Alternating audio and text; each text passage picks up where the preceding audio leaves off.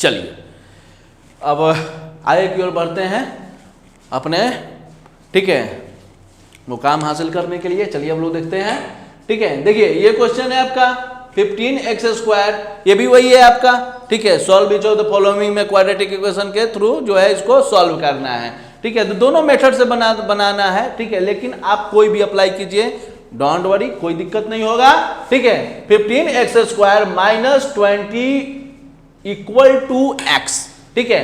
तो अब जो है सो कि ढेर बच्चा क्या कहता है कि सर आप तो बताए थे क्या कि ax² + bx + c = 0, ऐसा टर्म रहना चाहिए। तो ऐसा तो दिख नहीं रहा है, ठीक है। अरे दिख नहीं रहा है तो इसको दिखाना पड़ेगा, ठीक है। तो इसको करना पड़ेगा ना, ऐसे तो कर दीजिए ना इसको। देखिए x², ठीक है, x² का टर्म तो 15x² है ना जी। उसके बाद ये x है प्लस में, इधर लेके चले आइए लेफ्ट साइड में, तो माइनस में हो जाएगा, यानी -x और -28 = 0। अब देखिए तो दिख रहा है ना वैसा, ठीक है। तो इसलिए घबराना नहीं है, कोई कहीं पर भी लिखा रहे, ठीक है, तो उसमें घबराने की आवश्यकता नहीं है। आप उसको जो है ये फॉर्म में किसी भी तरह लाइए। साइन से कोई मतलब नहीं कि माइनस आ रहा है या प्लस आ रहा है कि क्या आ रहा है, उससे कोई मैटर नहीं है वो, ठीक है। बस हमारा ये देखना है कि इस टर्म में किसी भी तरह से आप उसको लेकर के चले आइए, ठीक है।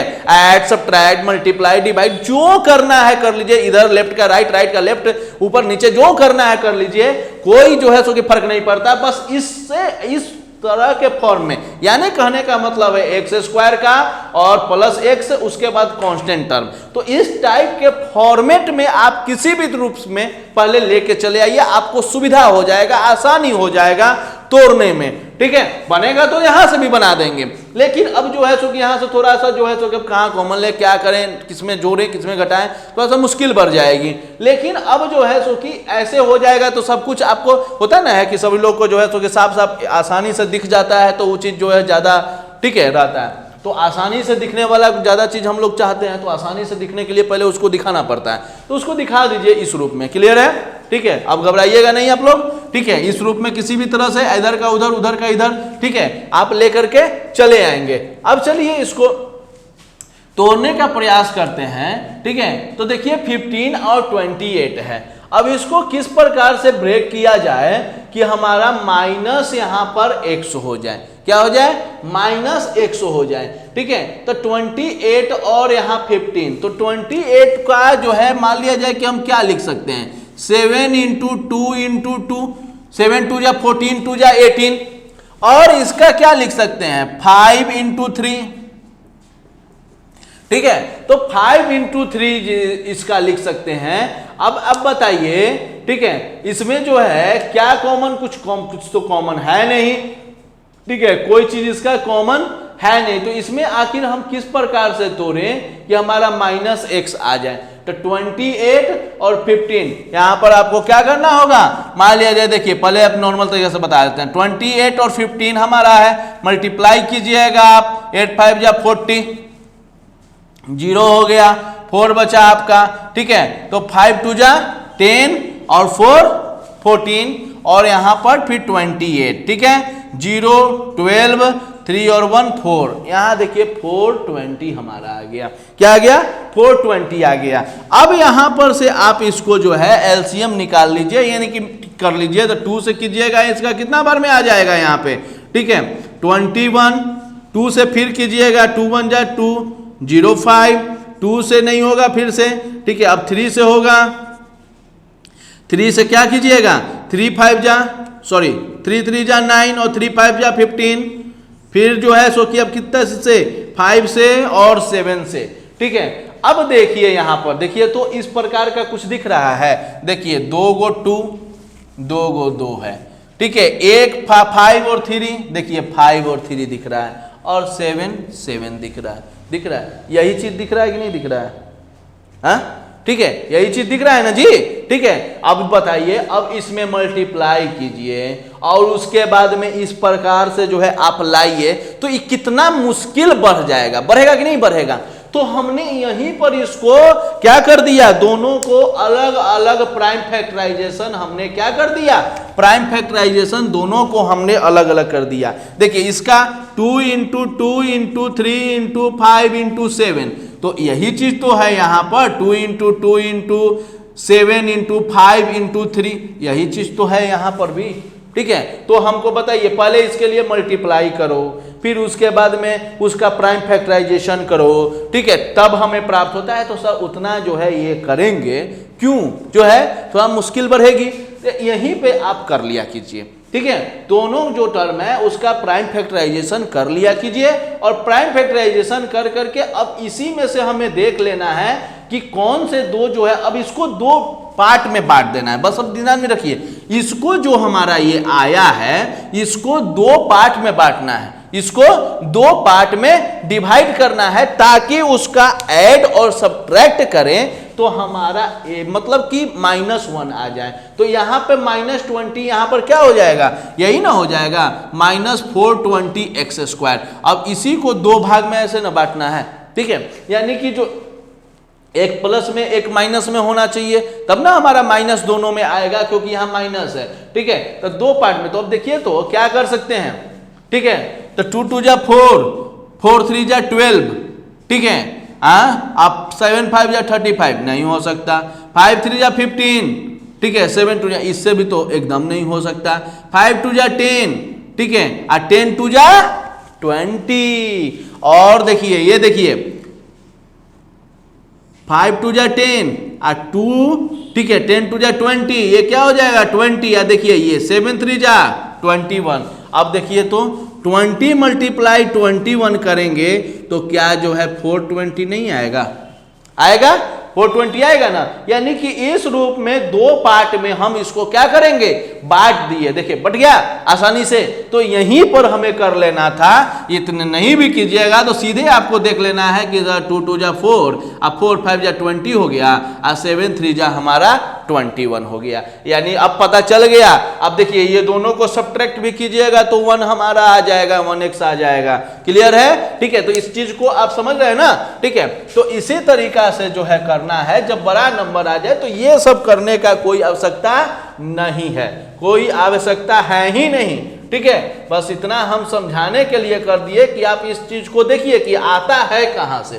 ठीक है, तो समझ गए हम यहां। तो अब क्या हो जाएगा 15x² -21x अब +20x -28 = 0। ठीक है, बात समझ गए। ठीक है, 15x² -21x +20। अब ये देखिए ये दोनों को मल्टीप्लाई किए, ये दोनों को इक्वल होगा, इसमें से इसको जो है सब्ट्रैक्ट किया जाएगा तो -x आएगा। अब यहां पर देखिए क्या कॉमन आ सकता है इसमें। ठीक है, इसमें कॉमन क्या आ सकता है, तो देखिए यहां पर से क्या ले लें 3, ये में से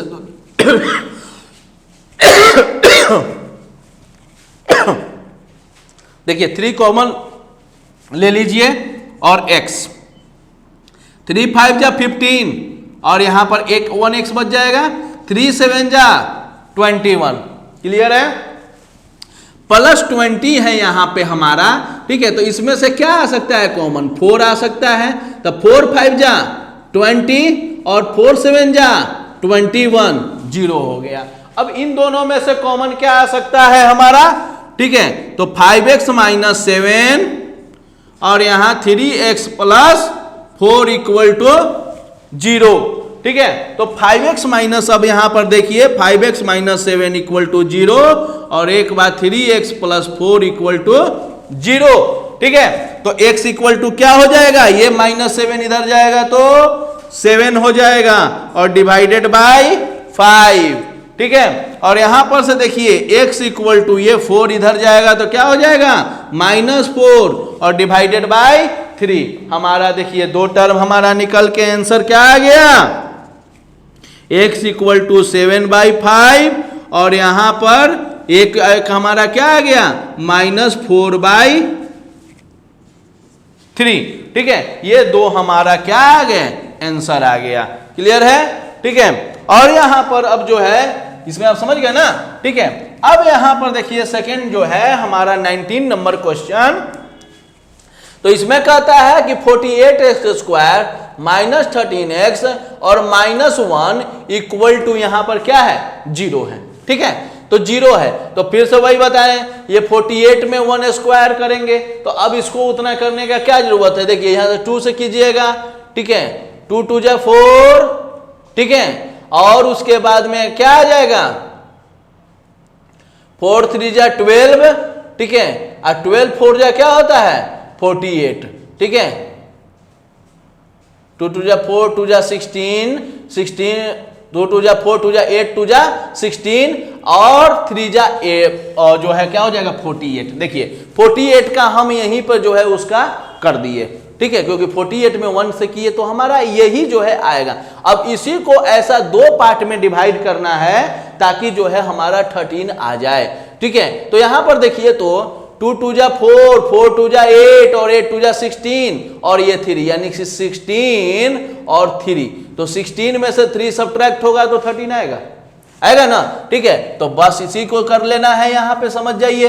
तो क्या हो जाएगा 14x² माइनस 16x और plus 3x minus 1 equal to 0। यहां पर 16x माइनस में क्यों, क्योंकि ये दोनों को ऐड करने के बाद हमारा माइनस में वैल्यू यहां आना चाहिए, तो माइनस हमारा बड़ा होना चाहिए। ठीक है, अब इसमें से 4 कॉमन आ जाएगा और एक 1x आ जाएगा कॉमन, यानी 4x हमारा क्या आ जाएगा कॉमन आ जाएगा। ठीक है, तो 4x कॉमन आ गया तो यहां पर क्या बच जाएगा x बचेगा, क्या बचेगा x सिर्फ बचेगा, और यहां 4 4 जा 16, ठीक है, अब प्लस जो है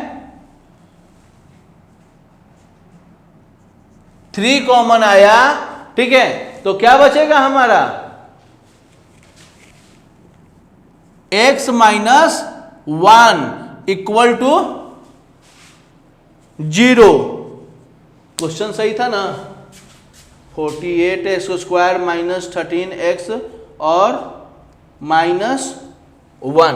ठीक है, यहां पर देखिए जो है 4x², अरे 48 है ना, यहां 48x² है तो 16 कॉमन आएगा, 16x कॉमन आएगा। ठीक है, तो 16x कॉमन आएगा तो यहां पर क्या बचेगा हमारा, ठीक है, देखिए 16x कॉमन आएगा तो यहां पर 3x और -1, अब यहां से कॉमन +1 आ जाएगा तो 3x -1 अब आ गया।